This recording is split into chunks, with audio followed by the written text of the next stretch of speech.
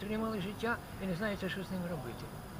Ви схожі на людину, яка купила квиток на поїзд і сіла на потяг і поїхала. До неї підходять і питаються, а куди ви їдете? А ви кажете, я їду туди, куди їде потяг. А куди їде потяг? Каже, не знаю. Це сталося в Києві. Одного разу я зустрів справжнього буддийського ченця Сергія Володимировича Корнієнко. Це була незвичайна подія. В цьому світі немає нічого випадкового. Дуже багато разів я повертався в своїх спогадах і аналізував всі події, які відбулися в той день. Ця зустріч породила в мені величезну кількість нових подій, які ніколи б не змогли відбутися, якби в той день Всесвіт не дозволив би нам цю зустріч. Він хотів зробити екскурсію до мого власного «я», щоб я зрозумів, хто я, звідки і куди. Проте моє егоїстичне «я» виявилось розбійником, який не дозволив цього. Лише потім, коли я переглядав події минулого, я усвідомив, що це було відгалуження нової інформаційної гілки. Батька до матері, ну і оця мета, яка у вас сидить, на яку ви не звертаєте уваги, яка не домінує, але вона окремо від власного я. Вона приводить до радості, і тоді починається спілкування під час симпатії.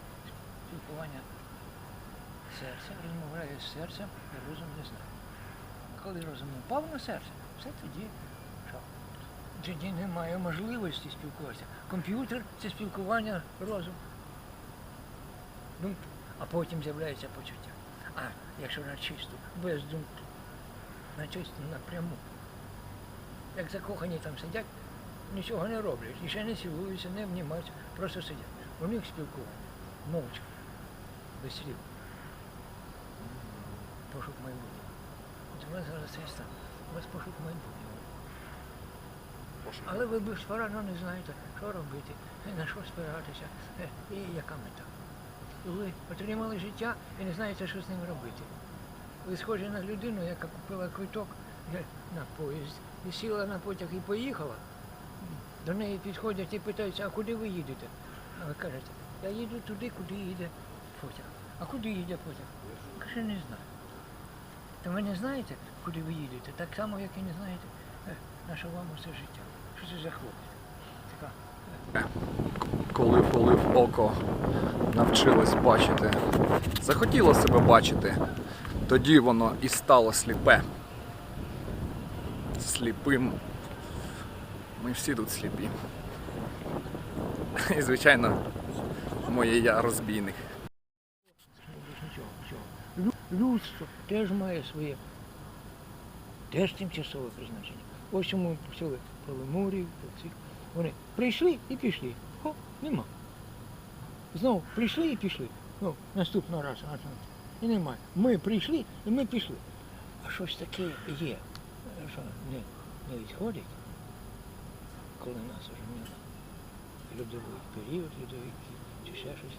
І щось таке є, яке завжди в сталому стані, незворушно, постійно, у своєму призначенні. Люди покарані тим, що вони не дбають про призначення всіх.